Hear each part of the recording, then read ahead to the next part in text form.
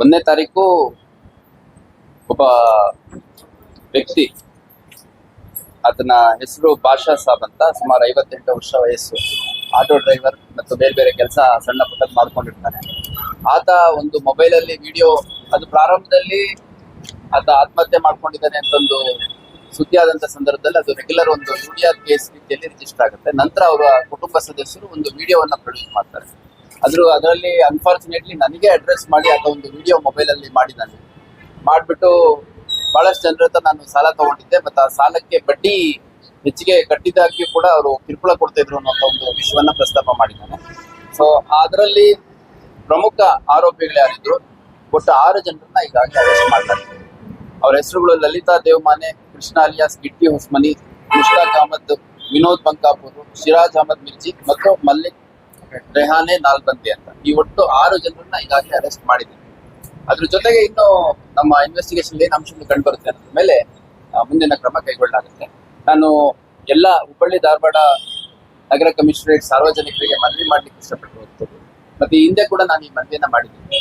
ಯಾರಾದ್ರೂ ಸಾಲಗಾರರು ಕಿರುಕುಳ ಕೊಟ್ಟಂತ ಸಂದರ್ಭದಲ್ಲಿ ದಯವಿಟ್ಟು ಯಾರು ಈ ರೀತಿ ಆತ್ಮಹತ್ಯೆ ಅಂತ ಒಂದು ಕೆಲಸಕ್ಕೆ ಕೈ ಹಾಕಬಾರ್ದು, ಅಂತ ಒಂದು ಕೃತ್ಯಕ್ಕೆ ಮುಂದಾಗಬಾರ್ದು.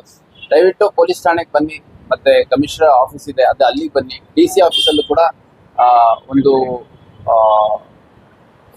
ಅಲ್ಲೊಂದು ಪ್ಲಾಟ್ಫಾರ್ಮ್ ಕ್ರಿಯೇಟ್ ಮಾಡ್ಕೊಂಡಿದ್ದಾರೆ. ಯಾರಿ ಮೈಕ್ರೋ ಫೈನಾನ್ಸ್ ಇರ್ಬೋದು ಅಥವಾ ಬೇರೆ ಸಾಲಗಾರರಿಂದ ಏನಾದ್ರು ಕಿರುಕುಳ ಇದ್ರೆ ಅವರಿಗೆ ರೆಪ್ರೆಸೆಂಟ್ ಮಾಡ್ಲಿಕ್ಕೆ ಅಲ್ಲೂ ಕೂಡ ಅವಕಾಶ ಇದೆ.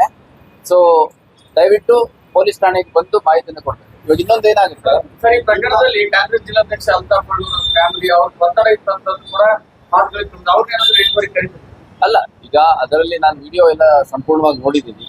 ಸೊ ಇಂತಿಂತವ್ರು ಬಂದ್ಬಿಟ್ಟು ನಮ್ಗೆ ನೆಗೋಷಿಯೇಟ್ ಮಾಡಿ ಸಾರ್ಟ್ ಔಟ್ ಮಾಡ್ಕೊಳ್ಳಿ ಅಂತ ಹೇಳಿದ್ರು ಅಂತಂದು. ಈಗ ಮಾತುಕತೆ ಆಗುವಂತ ಸಂದರ್ಭದಲ್ಲಿ ತಿಳಿದಂತವ್ರು ಅವ್ರಿಗೆ ತಿಳಿದಿದ್ದು ಹೇಳ್ತಾರೆ.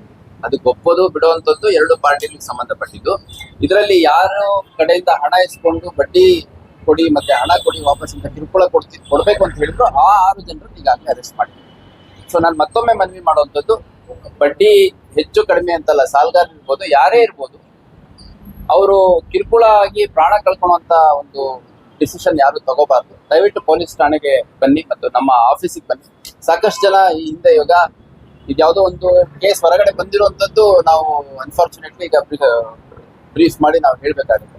ಬಹಳಷ್ಟು ಜನ ನಮ್ಮ ಕಚೇರಿಗೆ ಸೇರಿದಂತೆ ಠಾಣೆಗಳಿಗೆ ಬಂದಂತ ಸಂದರ್ಭದಲ್ಲಿ ಕರೆಸಿ ಯಾರು ಆ ಥರ ಕಿರುಕುಳ ಕೊಡೋರು ಇದ್ದಾರೆ ಅವ್ರ ಮೇಲೆ ಪ್ರಕರಣ ಕೊಟ್ರೆ ಪ್ರಕರಣ ಕೂಡ ದಾಖಲು ಮಾಡ್ಕೊಂಡಿದ್ದೀವಿ. ಸೊ ನಮ್ಮಲ್ಲಿ ಈ ಬಡ್ಡಿ ವ್ಯಾಪಾರ ಮಾಡುವಂತವ್ರ ವಿರುದ್ಧ ದಾಖಲಾಗಿರುವಂತಹ ಪ್ರಕರಣಗಳು ಹೈಯೆಸ್ಟ್ ನಂಬರ್ ಆಫ್ ಕೇಸಸ್ ನಾವು ರಿಜಿಸ್ಟರ್ ಮಾಡಿದ್ವಿ. ಬಹಳಷ್ಟು ಜನ ಅರೆಸ್ಟ್ ಕೂಡ ಮಾಡಿದ್ದೀವಿ.